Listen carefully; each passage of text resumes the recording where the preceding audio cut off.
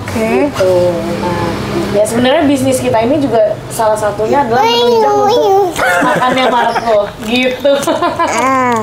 Dia 1 kali makan 500 gram, sehari 2 kali makan. Itu sapi, daging sapi. Karena dari awal aku ngambil Marco tuh, aku dan bapaknya udah oke ya, ini Marco anak pertama gitu. Jadi kalau once ketika lu udah punya komitmen untuk ngadop dia sebagai anak kan nggak bisa.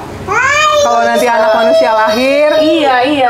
anak anjing yang ini ya udah kan takut nih nanti anakku kenapa-napa gitu ya.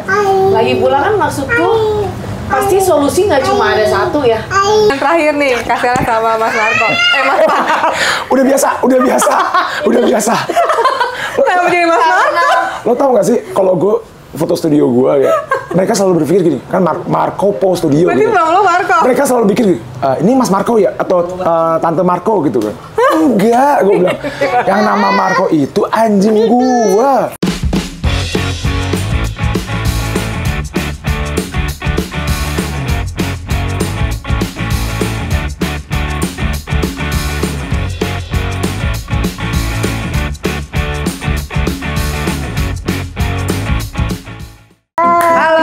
Dogi lu, ketemu lagi sama Midakon di episode yang kembali kita mengundang tamu buat ngobrol. Halo. Selain Mami Dalton juga punya, ini namanya Ana Junior ya? Wah. Jadi kita main ke rumahnya Ana untuk bertemu dengan mami papinya Ana dengan Marco. Wah, tadinya kita mau memperkenalkan mereka, ternyata dia masuk duluan, Pak Orans. Nggak apa-apa ya. Sekarang kita sapa mami papinya Ana. Halo. Tuh, siapa tuh? Ini siapa? Itu siapa? Dengan Mas Toro dan Mbak Sela ya? Iya. Itu yang tengah siapa, Mbak? Marco namanya. Yeay, Marco. Boleh ceritain Marco ini jenis anjing apakah, Marco? Bapaknya yang jawab, Pak. Marco Pitbull. Blue nose Pitbull. Oh, oke, Blue Nose Pitbull. Berarti dia apa tuh, Mas? Yang belum ngerti tuh Blue Nose Pitbull tuh apa? Blue nose Pitbull tuh apa ya namanya? Ayo, lempar-lemparan nih, Florence. Blue Nose Pitbull. Jadi kalau Pitbull itu kan ada, ternyata setelah kita tahu Pitbull itu ada banyak jenisnya juga. Oke. Ada red nose, ada black nose, ada blue nose. Lihatnya dari mana? Dari ujung hidungnya. Oh gitu. Iya. Kalau yang red nose itu ujung hidungnya agak coklat. Agak pink coklat-coklat gitu ya? Oh, oke. Nah kalau black sama blue mirip-mirip sih. Selain dilihat dari hidungnya kan kita lihat dari coat badannya. Oh. Ya, kalau blue mostly bluish kayak grey, dark grey. Iya. Bisa full blue, bisa ada kayak Marco gini, ada kaos kaki, ada totalnya kayak gini. Oke. Dia berapa kilo, Mbak? Terakhir 32. Lumayan stabil sih dia, antara 32, Usianya? 33. Usianya nanti 26 Februari 3 tahun. Oke. Nah, kenapa kamu pilih Pitbull? Pitbull itu kan identik dengan anjing. Banyak di luar sana yang orang Indonesia ya, khususnya mungkin yang orang awam melihat, gila horor banget dia punya anak terus dia Pitbull. Kenapa waktu itu pilih Pitbull? Pitbull awalnya kayak emang punya cita-cita dari kecil pengen punya anjing gede. Cuma dulu waktu masih sama orang tua, pasti ya biasalah kita sekolah, kuliah, nggak sempet ngurus sendiri kan. Sama mama tuh dulu selalu diomongin gini, kamu mau beli maksudnya mau piara anjing gede, nanti juga ujung-ujungnya mama yang ngurus gitu. Oh gitu. Jadi dari dulu pas di rumah sebelum nikah punyanya anjingnya anjing kecil dan anjing mix gitu. Pasca menikah terus udah nggak bareng lagi sama orang tua, udah punya rumah sendiri, propose ke suami, boleh nggak punya anjing, tapi aku maunya anjing besar gitu. Awalnya nggak langsung mau pitbull, awalnya kita udah pilih antara Rottweiler, antara German Shepherd gitu. Nah cuma dari beberapa breed yang udah aku ajuin ke suami, dia ngulik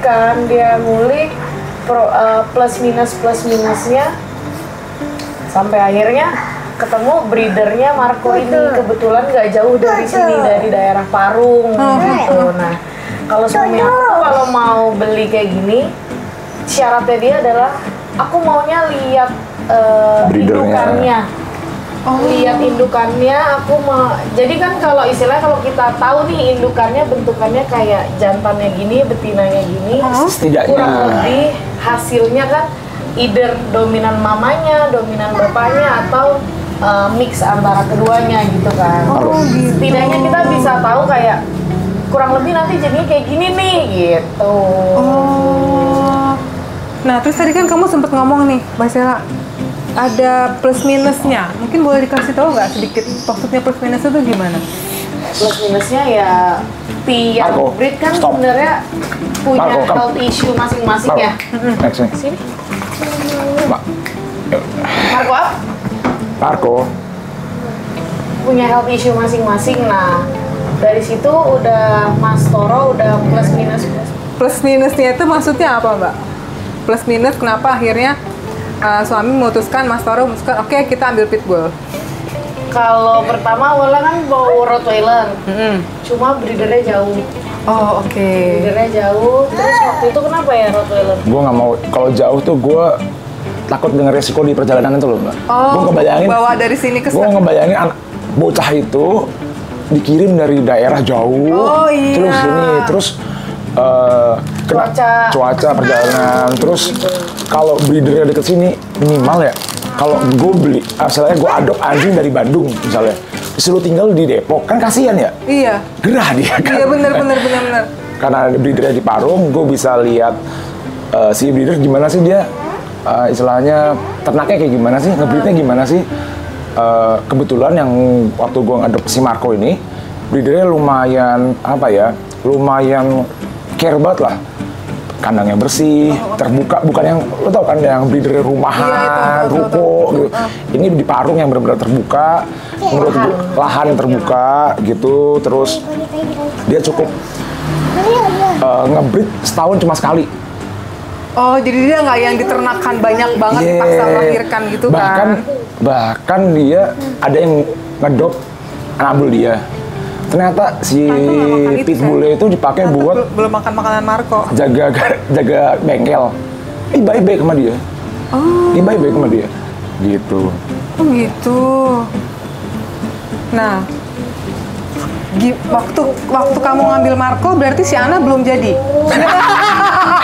Emangnya kue dibikin jadi, please deh. Belum. Belum ada anak. Mereka beda umurnya setahun. Oh gitu. Beda umurnya setahun. Jadi waktu kamu hamil, Marco udah ada dong ya? Udah. Oh no. Iya, berarti jangan gitu sayang kotor. Terus ngenalinnya gimana? Kan gini. Banyak di luar sana di media sosial lah ya atau di berita-berita itu katanya anjing pitbull itu galak. One man dog ya? Yeah. Terus karena kan kalau digigit katanya kenceng mematikan segala macam. Nah ini kamu punya Marco, terus kamu hamil, terus kenalin si bayi bocah ini ke Marco tuh dulu gimana Mbak? Kenalinnya bapaknya sih yang ngajarin kenalin. Jadi waktu hari setelah lahiran itu Ana kan pakai bedong ya, dibungkus pakai kain gitu. Nah sebelum si Ana dan si emaknya pulang, kan gue yang harus dipendam di tanah tuh apa namanya? Ari-ari. Oh oke. Ya kan gue pulang sambil bawa ari-ari plus kainnya si Ana ini, selimutnya bedongnya dia. Terus ya udah gue kasih ke Marco dulu biar dia kan bakal cium-cium ya. Nggak sebanyak itu, kecil-kecil. Cium-cium buat ya istilahnya. Buat ngenalin ya? Ya ngenalin lah, ngenalin dulu gitu. Bedong pertamanya dia, bedong pertamanya si Ana ini. Iya. Ya ya bagaimanapun gue pasti nggak bakal gue lepasin bebas lah dia sama Marco, gitu kan. Tetap gue perkenalkan, tapi masih dalam supervisi gue lah. Bagaimanapun ya binatang gitu, lu nggak tahu respon dia gitu. Jadi ya harus tetap disupervisi lah. Kadang-kadang juga anaknya juga suka, gue harus koreksi dia juga. Misalnya main sama anak, sama Marco, dipukul-pukul. Ya lu nggak tahu ya, anjing punya limit kesabaran juga ya. Marco punya kesabaran juga ya. Gue kecil juga pernah digigit anjing, juga pernah gitu kan. Ya gue nggak mau terjadi sama anak gue kan. Ya mau nggak mau gue harus tetap supervisi lah. Rugi bos. Banyak banget deh. Rugi. Iya. Tapi waktu dia pertama kali ngelihat Ana, karena tadi Mas Tora udah ngenalin apa sih bedong pertamanya, dia langsung kenalin dari baunya waktu si Mbak Nela pulang. Mungkin sebenarnya lebih ke arah kalau anjing tuh kan hidungnya yang banget gitu kan. Minimal maksudnya bapaknya tuh ketika nanti aku sama anak pulang, dia tuh nggak kaget kali ya sama ada orang baru gitu. Sebenarnya tujuan utamanya awalnya itu sih perkenalannya gitu. Sama sebenarnya waktu masih hamil pun dia kayak gini aku hamil ya, dia duduknya kayak gini, dia tahu gitu. Tahu kamu lagi hamil. Gitu. Oke. Ya dalam perjalanannya ya tetap sih semuanya ada supervisi ya. Jadi nggak, maksudnya walaupun ini si Marco di training dilatih untuk jadi anjing keluarga, tetap kalian mengawasi saat main sama Ana ya? Iya pastinya. Karena sebenarnya ketika umur-umur sekarang ini, ketika Ana udah mulai aktif gini, sebenarnya yang lebih melakukan interaksi tuh ya Ana gitu ke Marco. Kayak yang ngelus-ngelus, kayak tadi ciumin Marco, kasih snack kayak gitu sekarang. Ana sih gitu. Dianya sih ya diam aja. Bocahnya ini si Marco kayaknya udah kelebihan treat nih dia di mana. Iya, takutnya. Ana jangan gitu dong. Gue cuma bayangin dia ngedit audionya, gue ngebayangin. Santai, kita kan ngobrolnya santai. Oh gitu. Enak banget. Tanyakan deh. Sudah. Lo tau gak sih dia kalau makan gak suka gitu, Marco kan duduk di bawah kursi bayi dia sebelah mana gitu. Terus diambil. Kapung keliru. Jadi kalau gue bilang, kalau makan bayi gitu ya, berantakan, gue tenang, ada yang bersihin. Ya ampun, sama. Cium dulu Marco-nya. Cium dulu. Peluk Marco dulu. No. Iya. Tapi bisa dibilang nggak si Marco ini satu sisi bisa menjaga si Ana? Waktu menjadi teman main atau menjadi teman main lebih ngejagain, misalnya kayak protektif gitu nggak sih Mas? Enggak ya. Kalau protektif sih enggak sih, cuma misalkan nih Ana lagi seneng banget nih dia sekarang main sama coret-coret spidol. Iya. Nempelin stikernya itu ke Marco. Ya dia diem aja, nggak ngelawan, nggak risih gitu. Terus kayak dicoret-coret pakai spidol nih. Dan Ana pinter yang dicoret tuh yang bagian putihnya. Karena kan kelihatan ya. Iya, gitu ya. Dia diem aja gitu, nggak marah, nggak apa gitu. Bahkan Ana kadang suka kuda-kudaan di atasnya dia.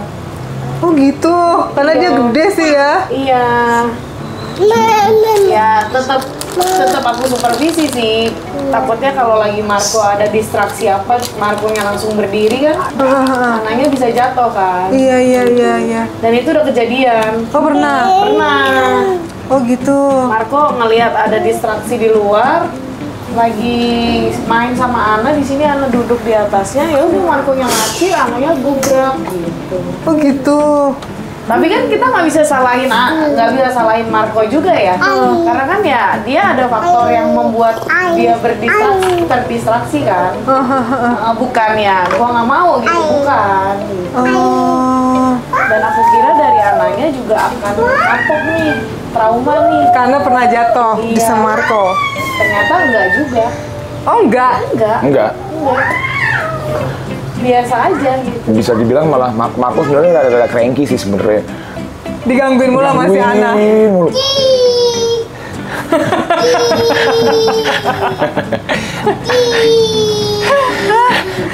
Kekenyangan dong kamu Marco, dari tadi dikasih Ana snack terus.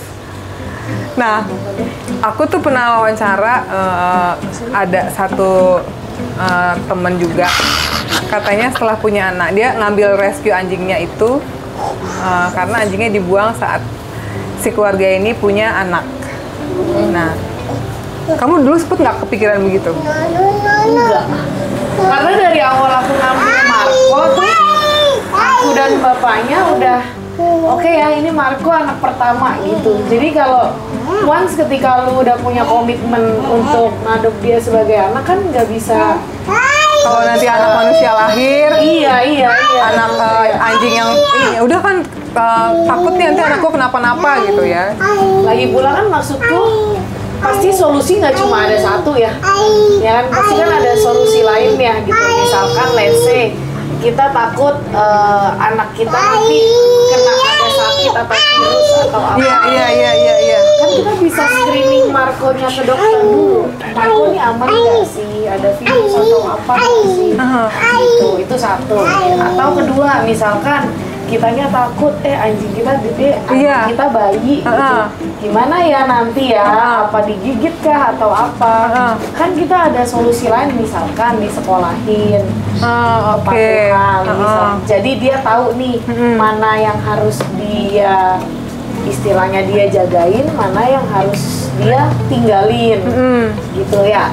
Let's say minimal sih kayak ketika dia mulai iseng nih ngegangguin anak, kita bisa bilang dia Marco no gitu, out gitu. Jadi ya bisa ngejauhin, lebih ke arah situnya sih. Maksudku memang aku kan banyaklah grup-grup pecinta anjing gitu ya, banyak banget memang akhir-akhir ini kayak open adopsi karena istrinya hamil, takut kenapa gitu. Kayak ya kalau aku sih kayaknya itu bukan solusi terbaik deh gitu. Kecuali memang ternyata udah kita periksain ternyata dia ada sakit apa, atau misalkan ternyata sudah coba di training dia juga ternyata karakternya agak susah gitu, ya mungkin itu adalah jalan terbaik gitu. Cuma kadang alasannya karena istri saya hamil, takut kenapa gitu. Kayak itu kan kayak apa ya, lu kayak mencari jalan pintas untuk nggak sama anabul aja gitu kan. Oke. Jadi parents di sini Kak maminya Marco juga cerita bahwa walaupun sudah punya anjing dan hamil, jalan keluarnya bukan punya anjing lantas hamil, jalan keluarnya bukan akhirnya memberikan anjing itu kepada orang lain untuk diadop ya. Iya. Nah, ini kan selain kamu juga punya Marco, ternyata Marco ini juga punya bisnis ya Kak? Halo. Ada.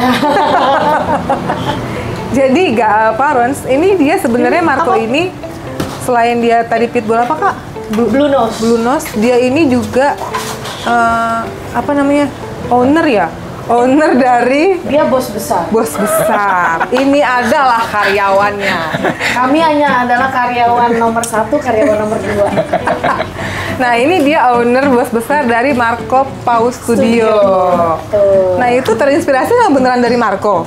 Iya, jadi awalnya kita kan emang gue backgroundnya suka foto. Bahkan Marco dari awal karena gue suka foto, at least kalau Marco OB nurut minimal bisa stay lah, paling gampang ya, komen paling stay aja.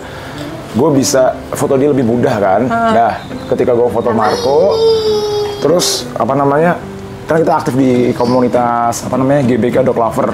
Oke. Ya anak-anak GBK ada acara gue fotoin gitu. Awalnya foto Marco, terus teman-teman pada mau dong difotoin. Kalau mereka ada yang ulang tahun atau pada kumpul, gue Mereka fotoin. ini maksudnya yang pada punya anjing juga? Iya, GBK Dog Lover. Teman-teman komunitas. Teman-teman komunitas, ya for fun lah gitu. Suatu saat ada salah satu teman yang ulang tahun, terus ya dia nge-book satu kafe lah buat ulang tahun anak bulnya. Nah, ada sponsornya. Nah, sponsor itu kan butuh, kalau ada yang foto atau apa, dia butuh ada brandnya. Nah, kita ditanya kan, namanya apa? Ininya, studio fotonya. Asik. Daripada gue mikir susah nyari nama baru, ya Nggak Marco namanya udah lumayan familiar, ya udah pakai nama Marco aja gitu, biar gampang aja sih sebenarnya. Gitu. Oh, makanya terbentuklah nama Marco Pau Studio. Iya. Pencet, Habis sama Ana dikasih Ini semuanya. udah kebanyakan sih Marco-nya. Udah. Oh gitu, Gila, ini podcast paling challenging kalian kayaknya. asal mula ceritanya Gue ya. gak ngebayangin audionya kayak apa. Ya Allah, rusuhnya. Santai, kita mah udah Ya biasa. Allah. Orang kita pernah sama 11 anjing kok. Mas anjing, gila. Gue gak bisa bayangin siapa lagi kalau barking semuanya. Oke. Berarti bisa dibilang Marco ini sebagai anak pertama sudah menghasilkan uang dong ya, Bapak Ibu. Menghasilkan ya. Sebenarnya Marco ini kan kulitnya rada sensitif. Oh oke. Jadi untuk makanan pun kita nggak bisa kasih asal protein. Asal protein maksudnya nggak bisa ayam atau Ya, dia cuma bisa makan sapi. Oh. Sapi, terus lem juga nggak semua bisa lem. Ada yang cocok, ada yang enggak. Sama rabbit. Oke. Gitu. Nah, ya sebenarnya bisnis kita ini juga salah satunya adalah menunjang untuk makannya Marco. Gitu. Dia satu kali makan 500 gram, sehari 2 kali makan. Itu sapi, daging sapi. Mentah. Raw. Dicampur apa gitu nggak, sayur apa gitu nggak? Kita sih nggak bikin sendiri, kita beli yang sekarang kan memang sudah banyak. Banyak, iya. Kita beli yang udah jadi aja gitu. Oh, jadi yang udah dicampur gitu ya? Iya, Kan ada yang jadi cook udah food. komplit Yes, gitu. yes. Ada yang cook Jadi food, ada yang aku raw udah nggak food. perlu nambah-nambahin lagi gitu. Jadi Paurans, ya no. Mana-mana yang namanya anak tuh emang keras kepala. Maksud saya. Aduh. Kita serahkan udah Om Alex saja lah. Nah, susah nggak Mbak dan Mas melihara dia? Apakah perlu dilari 10 kilo atau apa gitu nggak sih? Sebenarnya itu kayak pertanyaan yang semua orang tanyain sih. Padahal kan sebenarnya dasarnya kayak tiap breed ada punya kebutuhannya masing-masing, plus minusnya masing-masing ya. Gitu. Mungkin kalau kayak anjing rambut panjang harus rajin grooming, Iya, disisir. nyalon, gitu-gitu kan. Ya sebalik lagi sama kayak Marco sih. Ya mungkin plusnya dia nggak perlu mandi kayak sebulan sekali, sisir segala macem gitu. Cuma dia butuh jalan. Iya. Sehari biasanya jalan sama bapaknya minimal 30 menit. Sekalian Sehari nganterin 2 kali. bapaknya jogging. Buat kesehatan gue juga sih sebenarnya. Kerjaan gue kan Duduk. bukan, gue kan Stressful. outdoor kan. Outdoor, ha. Nah, gue pernah interview dokter jantung lah. Dia ngomong gitu, kerjaan gue adalah kerjaan dengan resiko tinggi lah. Under pressure, tidur kurang, bla bla bla. Mas, lo minimal sehari tuh jalan 30 menit aja, itu udah aman buat lo, gitu kan, untuk jantung gitu kan. Ya gue sih biar temennya lah sekalian lah ya. Ya udah ajak Marco aja jalan gitu. Dan kebetulan tempat gue kan depan rumah gue ada tempat tanah merah kosong lah. Dan gue lebih suka Marco bisa off leash. Oh, oke. Gitu. Gue pribadi nggak terlalu suka tempat yang ke kota-kota. Gue nggak terlalu suka tempat rame lah intinya. Nggak terlalu tempat rame. Karena kan gue nggak nyaman. Dan gue bawa Marco juga jadi nggak tenang kan. Iya, kalau kita nggak tenang, dia pasti nggak Terus tenang. gue pasti harus on leash terus. Nah, karena gue punya lokasi ada tempat yang luas, ya Marco seringan gue off leash, main, dia bisa lari bebas lah kasarnya gitu. Walaupun di rumah juga bisa main, cuma kan kalau di luar, menurut gue anjing itu dia punya experience buat Nyium. Lihat. Iya, buat gue dia lebih refresh lah. Oke sih, di rumah gue nggak pernah kandangin, lo bisa main di halaman gitu. Tapi kan buat dia kayak apa ya, bonusnya dia lah, dia bisa mau marking di mana selalu lah marking. Iya, Gitu. ngerti. Oh gitu. Bisa lari. Kok dia kan lumayan main frisbee, main bola kan lumayan seneng kan. Kayu lah gitu. Lo mau kalau tempat gue depannya luas, gue bisa lempar 40 meter atau berapa meter jauh gitu. Gue senang aja dia ngejar tak. Terus gue panggil dateng. Ya menurut gue refresh buat dia aja sih. Oke. Sama-sama happy gitu. Nah, kan anjing kalian gede nih. Apa yang akan kalian lakukan kalau misalnya kayak tadi nih ada orang baru? Kan kadang-kadang ada orang yang merasa gini mas, gue dog person kok, gue pencipta anjing gitu. Terus tiba-tiba datang nih ke rumah lo terus, ih Marco lucu kayak gitu-gitu. Atau kalian membiarkan atau kalian anjing kayak gini emang nggak boleh langsung dipegang atau gimana gitu nggak? Sebenarnya. Sering kali sih kalau orang yang ketemu sama Marco, mostly pasti kayak, wih sama, tadi juga gue gitu. Nggak bisa. Pertamanya itu nggak bisa dipungkiri lah. Wih, gitu. Image-nya. Betul, saudara-saudara, secara dia besar. Itu kayak 1-5 second pertama pasti itu, wih gitu. Cuma ketika udah lewat dari 1-5 second itu mungkin ngelihat Marco jalannya lebih structure, terus yang nggak barking ke orang, mereka biasanya menyadari lucu ya, keren ya, ganteng ya, gitu. Tapi itu kan mungkin kalau kayak gitu lebih ke arah orang yang bukan dog person. Nah, tapi kalau ke kita ketemu orang yang dog person sih, biasanya mereka udah selalu ada mannernya ya, nanya, Kak boleh di-pet ya, atau apa gitu. Atau mungkin pasti nanyanya, ini galak nggak? Gitu. Nah, balik lagi ya, mau sepatuh-patuhnya hewan, dia tetap hewan, punya naluri yang mungkin kita nggak bisa baca.